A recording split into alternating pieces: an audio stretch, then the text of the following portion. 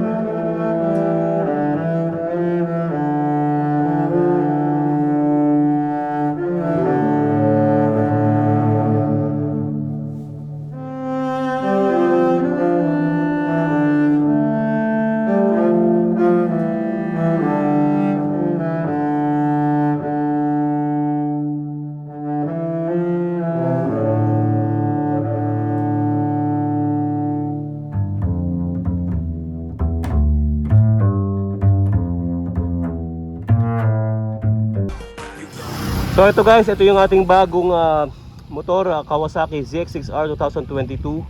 Ayan, kulay black and gray ang kanyang combination with red decals. So ayan guys, tingnan nyo, fresh na fresh pa yung motor guys. Sariwang sariwa pa. Ayan.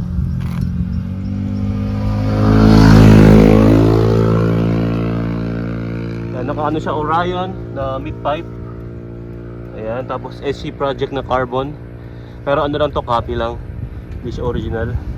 Yan. Stock fender, wala pa tayong tail tidy. And then what else? Ayan, tank pads, stealth mirrors. Pero maporma yung stealth mirrors, pero hirap makakita. Ayan guys, silot ko muna kayo. Ayan, so konting background sa specs. Inline 4 syempre, liquid cooled, 636cc. Ayan, 636. Tapos quick shifter, pero wala siyang auto blip unfortunately.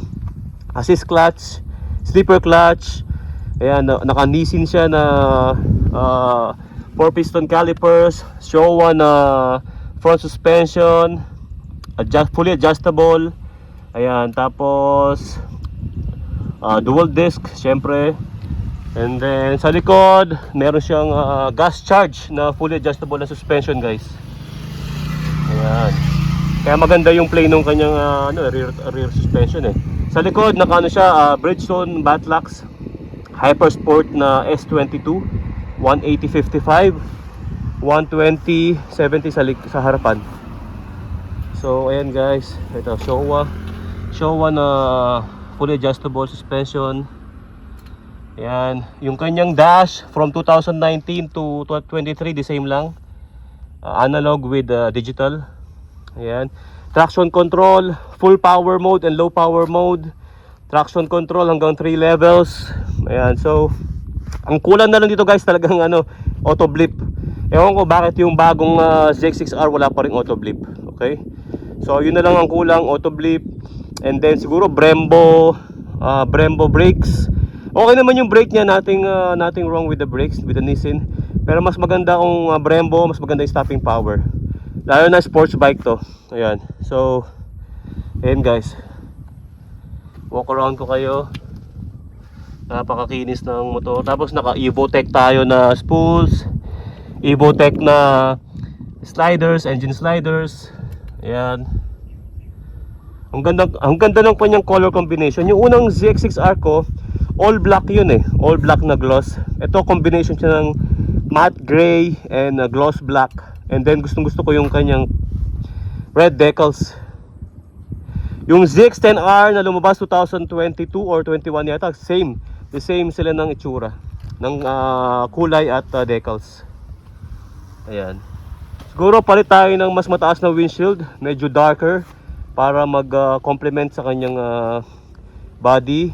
Ayan. And then tail tidy siguro hindi na tayo magte-tail tidy dahil hindi ako fan ng tail tidy. Pagka kasi umuulan, mahirap eh. Papupuno ng putik yung iyong likod. Ayan. And so, diretso na tayo ng Clark ito. I-meet natin yung ating subscriber na si David or David. Ayan. Ayan guys. Ayan, 17 liters pala yung tank nito, tank capacity. Ang KPL niya around 15 to 16 KPL. Matipid na rin. Matipid na rin, okay. Despite na inline 4 ito. Ayan, ito yung kanyang quick shifter. Okay. So, kulang na lang talaga dito auto blip guys. Ayan. Ito guys, we are here at Tom and Tom's Coffee dito sa may Clarkfield, Pampanga. So kasama ko si David or Alves, David? Alves. Alves, David, no? Yan, subscriber sa atin to, ito galing sa Japan. So nasa Japan pa siya. Lagi siya 2021. 20, no? Nung mula kay King Kong, ay doon sa RS Cafe, no? Oo. Ayan, Subscriber na ako ni ano. Ayan. So ngayon, ngayon kami nakita. Kailan ka umuwi dito, bro? 2022 June. Okay, last year, no? Last Okay, year yan. At least nakita tayo ngayon. Ito yung motor niya, guys. Napakagwapong XSR nito. XSR 900 2020 model, no? So ito yung black edition niya. Isa rin to sa mga dream bike natin, pero hindi tayo pinagpapala eh. Hindi tayo nakakawa ng matino kagaya nito. Tignan nyo naman guys, oh. 2020 model pero parang kakabili lang. I think nasa 5K Odo pa lang to. Naka Akrapovic siya na carbon. Full system 'yan. Tapos puro Evotech accessories. Ayan. Tapos ito made in Japan daw to. From Japan, XSR na seat na medyo mataas. Pati itong mga signal lights niya. Grabe guys, napakakinis nito. Mamaya sound check natin. Siguro try natin dito kahit paikot lang doon sa may dito sa may tao dito, parade grounds. Ayan. So magkakape muna kami ni Alves. Ayan. Ayan, naka pa siya, naka tech spec. Ayan, ito magandang tank pad kumpara sa RNG. Tech spec. Excuse me. Ay. May nagpapakumusta sa'yo. Ay, ito kilala mo siya. Hi, si Rachel. Ayan, si Rachel guys. Ayan, kung maalala niyo si Rachel. Dating Kawasaki, no? Oo. At nakabili tayo ng sa kanya, Cafe Racer. Cafe Racer. Ayan, shoutout kay Rachel. Ayan, so magkakape muna kami guys, mamaya na lang. So ito, tapos na kami magkape ni paring Alves. So alright guys, so ayan, biglang nawala ng audio yung ating camera. So ito, i-try natin yung motor ni Alves, XSR 900 2020 model. So isa sa mga pinaka-loaded na XSR na nakita ko, puro legit yung kanyang accessories. Yung Acra pa lang na full system yun, napakaganda. So yan, pinatry ko rin yun sa ating ZX6R. Yan, mataas sa kanya. Pero bagay niya sa height niya. Sa akin kasi medyo maliit yan eh. Pero napakagandang bike. Ayun. So balik tayo sa XSR. So ito try natin guys. Although nakapag-review na tayo ng XSR dati sa tropa natin. So ayun guys, nasa 5,500 Odo pa lang yata ito, ayun, no? Or 5.6. So set natin siya ng A mode tsaka TC1. So yung pinaka-aggressive niya. And by the way, naka-quick shifter na rin para tong motor na to. Pero upshift lang, wala siyang auto blip.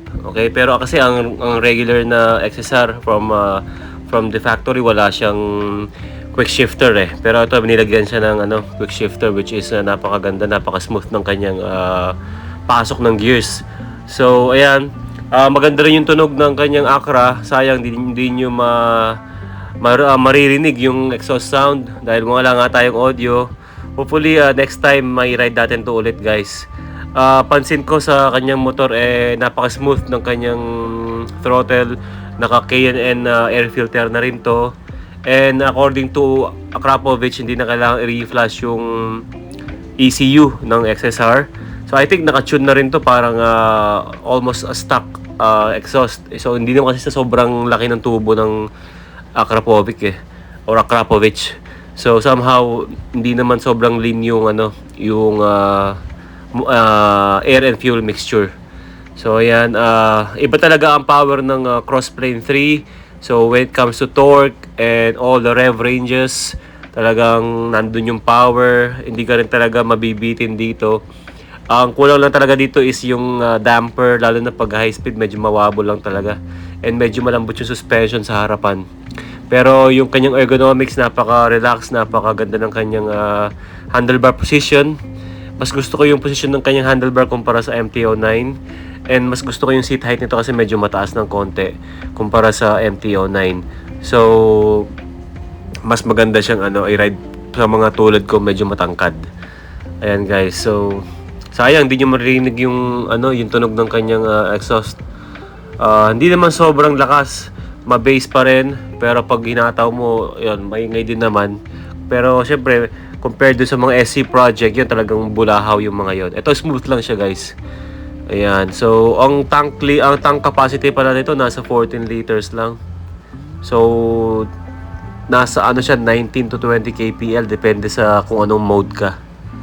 So ayan, nasa stoplight kami. Bagay din ni Alves yung ating motor, oh. Bagay din sa helmet niya na matte black na RI RX-7X. So ito guys, try natin yung kanyang quick shifter sa high RPM. And so far smooth naman yung kada pasok ng gears. Ayan, medyo nahinaan lang ako sa preno niya, sa front brake niya. Okay, naka-Nissin to na master cylinder and Yamaha na 4-piston calipers. So medyo bitin ako dun sa kanyang preno.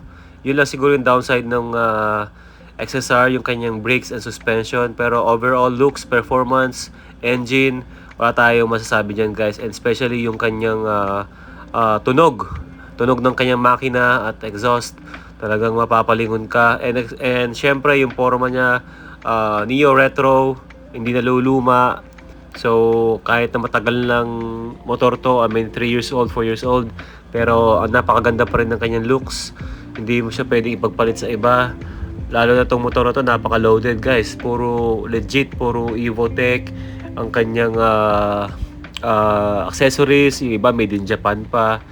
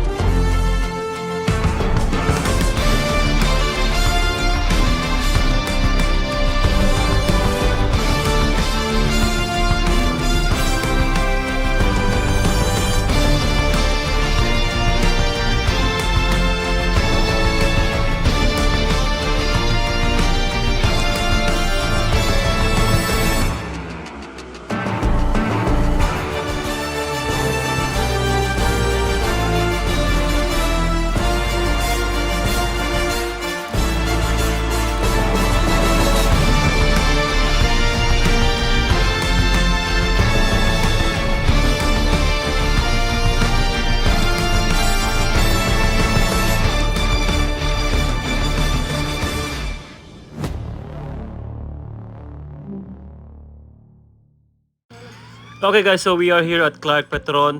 So yan, nag-enjoy ako sa pag-test ride sa motor ni Alves. Napakaganda talaga ng handling ng XSR, especially the Crossplane 3. Napakaganda ng power guys. So ayan, bawi na tayo.